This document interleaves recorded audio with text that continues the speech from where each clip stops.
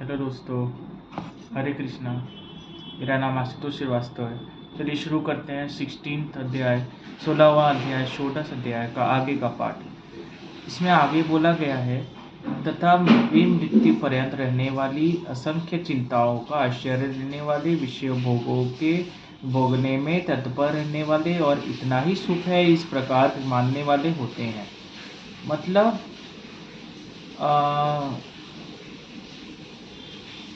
भगवान यहाँ पे ये बोल रहे हैं कि अगर जो जितना मिला है उतने में संतुष्ट रहता है वो अच्छा है, और जो सोचता है कि मैं इतना ज़्यादा पा गया हूँ या जब आगे मैं और भी पा जाऊँगा, इतना जो कॉन्फिडेंस आ जाता है वो चीज़ अच्छा नहीं है। इसमें आगे बोला गया है, वे आशा की सैकड़ों फांसियों से बंधे हुए मनुष्य काम क्रोध के परायण होकर विषय भोगों के लिए अन्यायपूर्वक धनादि पदार्थों का संग्रह करने की चेष्टा करते हैं। मतलब कोई भी प्रकार से, कोई भी तरीके से वो भोगों को भोगने के लिए तैयार है। धन से उत्पन्न हुए जो प्रकार के जो पदार्थ हैं, जो भोग हैं, रास लाशा है, वो सब कोई भी एक लेवल से ऊपर भी जाके वो करना चाहते हैं। वे सोचा करते हैं कि मैंने आज यह प्राप्त कर लिया और अब इस मनोरथ को प्राप्त कर लूँगा। ये इतना इजी समझते हैं कि मैं आज जो भी, जैसे वो कुछ पा गए, कुछ भी अगर उन्होंने कुछ अगर ग्रहण कर लिया, प्राप्त कर लिया, फिर उसके बाद फिर वो सोचते हैं कि आगे का भी चीज़ मैं बहुत ईजिली पा जाऊँगा, बहुत जल्दी मुझे मिल जाएगा।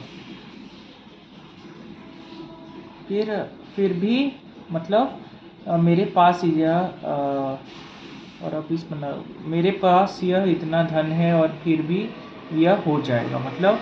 फिर भी धन है और यह चीज़ संभव हो सकता है। वो धन के उसके ऊपर से धन के हिम्मत करके वो उसके ऊपर इतना वो अहंकार करते हैं। वह शत्रु मेरे द्वारा मारा गया और उन दूसरे शत्रुओं को भी मैं मार डालूंगा। मैं ईश्वर हूँ, ईश्वर को भोगने वाला हूँ, ऐश्वर्य को भोगने वाला हूँ। मैं सब सिद्धियों से युक्त हूँ और बलवान तथा सुखी हूँ। भगवान बता रहे कि मुझ में क्या कमी है, मैं क्या नहीं कर सकता हूँ। मैं किसी को भी कुछ भी दे सकता हूँ, किसी से भी कुछ भी छीन सकता हूँ। तो यहाँ भगवान बोल रहे हैं कि मैं सबको मार डालूंगा। जो ऐसे शत्रु लोग हैं, जो शत्रुता कर रहे हैं, जो संसार बर्बाद कर रहे हैं, जो संसार में लोगों को परेशान कर रहे हैं, उनको वो मार डालेंगे। अगर तू नहीं मारेगा तो मैं ही मार डालूंगा, क्योंकि मैं बलवान भी हूँ और मैं सुखी भी हूँ। मेरे पास ऐश्वर्य है, ऐश्वर्य की कमी नहीं है, ऐश्वर्य को भोगने वाला हूँ, सिद्धियों से युक्त हूँ, सब प्रकार से वो वो इस चीज़ में वो एकदम परिपूर्ण है। मैं बड़ा धनी और बड़े कुटुंब वाला हूँ, मेरे समान दूसरा कौन है। मैं यज्ञ करूँगा, दान दूंगा और अमोद प्रमोद करूँगा। इस प्रकार अज्ञान से मोहित रहने वाला तथा अनेक प्रकार से भ्रमित चित्त वाले मोहरूप जाल से संवावृत और विषय भोगों में अत्यंत आसक्त असुर लोग को महान पवित्र नरक में गिरते हैं। फिर वे अपने आप को ही श्रेष्ठ मानने वाले घमंडी पुरुष धन और मान के मध्य से युक्त होकर केवल नाम मात्र के यज्ञों द्वारा पाखंड से शास्त्र विधि रहित यजन करते हैं। वे अहंकार, बल, घमंड, कामना और क्रोधादि के परायण और दूसरों की निंदा करने वाले पुरुष अपने और दूसरों के शरीर में स्थित मुझ अंतर्यामी से द्वेष करने वाले होते हैं। उन द्वेष करने वाले पापाचारी और कुरुकर्मी नाराथ मोह को मैं संसार में बार बार आसुरी योनियों में ही डालता हूँ। जो इस प्रकार के लोग हैं उनको वो आसुरी योनि, नरक लोक से भी नीचे एकदम पाताल लोक में डाल देते हैं। हे अर्जुन, वे मूढ़ मुझको न प्राप्त होकर ही जन्म में आसुरी योनि को प्राप्त होते हैं, फिर उससे भी अति नीच गति को ही प्राप्त होते हैं, अर्थात घोर नरकों में पड़ते हैं। सबसे गंदा नरक जो होता है उसमें वो भगवान उनको भेज देते हैं। काम, क्रोध तथा लोभ, ये तीन प्रकार के भी एक जो इतने सारे आदमी मनुष्य के अंदर जो कमियां होती हैं उसमें ये तीन चीज़ें हैं, काम, क्रोध तथा लोभ। ये तीन भी उसी के पार्ट हैं। ये तीन प्रकार के नरक के द्वार आत्मा नाश करने वाला वाले अर्थात उसको अधोगति में ले जाने वाले हैं। अतएव इन तीनों को त्याग देना चाहिए।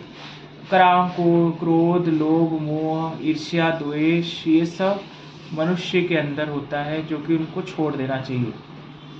हे अर्जुन, इन तीनों नरक के द्वारों से मुक्त पुरुष अपने कल्याण का आचरण करता है, इससे वह परम गति को जाता है अर्थात मुझको प्राप्त हो जाता है। जो पुरुष शास्त्र विधि को त्याग कर अपनी इच्छा से मनमाना आचरण करता है, वह न सिद्धि को प्राप्त होता है, न परम गति को और न सुख को ही। जो मनमाना आचरण करते हैं, जो अपने अनुसार चलते हैं, अपने अनुसार सबको चलाना चाहते हैं, अपने अनुसार रहना चाहते हैं, खान पीन करना चाहते हैं, जो मतलब अपने सुख के लिए, अपने आनंद के लिए, क्योंकि सच्ची का आनंद नहीं है, वो आनंद को प्राप्त करने के लिए किसी को कष्ट, दुख, सुख पहुंचाते हैं। सुख नहीं, कष्ट, दुख पहुंचाते हैं शरीर से, मन से, वाणी से। उनको ना सिद्धि प्राप्त होती है, ना परम गति को, मतलब कोई भी गति को प्राप्त नहीं होते, और सुख को तो प्राप्त होते ही नहीं है। और इससे तेरे लिए इस कर्तव्य और कर्तव्य की व्यवस्था में शास्त्र ही प्रमाण है, ऐसा जानकर तू शास्त्र विधि से नियत कर्म ही करने योग्य है। तो नियत वाला, जो नीति वाला कर्म है, तो वही करने योग्य है, ऐसा भगवान श्री कृष्ण अर्जुन से बोल रहे हैं। अब सप्तदशो अध्याय मैं आपको नेक्स्ट वीडियो में समझाऊंगा। तब तक के लिए आप मेरे चैनल पे आप जाके पढ़ें, मेरी वीडियोस देखें, और आपको अगर मेरी वीडियोस अच्छी लगती हैं तो आप मुझे कमेंट करके ज़रूर बताइएगा कि मुझे आगे और क्या करना चाहिए, क्या नहीं करना चाहिए, क्या बताना चाहिए, क्योंकि मुझे तभी समझ में आएगा जब आप मुझे बताएंगे। मैं होप करता हूँ कि आपको मेन समझ में आना चाहिए। मैं जो इतना समझा रहा हूँ, जो इतना मैं पढ़ रहा हूँ, उसको आप पढ़ सकें, आपको बुक का लाभ मिल सके, आपको श्री गीता का लाभ मिल सके। इसलिए मैंने ये आपको पढ़ के सुना रहा हूँ। कुछ मैं उसका विश्लेषण भी कर रहा हूँ, सुना भी रहा हूँ, उसको समझा रहा हूँ। तब तक के लिए अब नेक्स्ट वीडियो में आपको मैं आगे का पाठ अध्याय में समझाऊंगा। तब तक के लिए मुझे आज्ञा दीजिए और आपको धन्यवाद। हरे कृष्णा दोस्तों, फिर से आएंगे लौट कर। आप कहीं जाइएगा मत, मेरी वीडियोस को देखते रहिएगा। Thank you so much.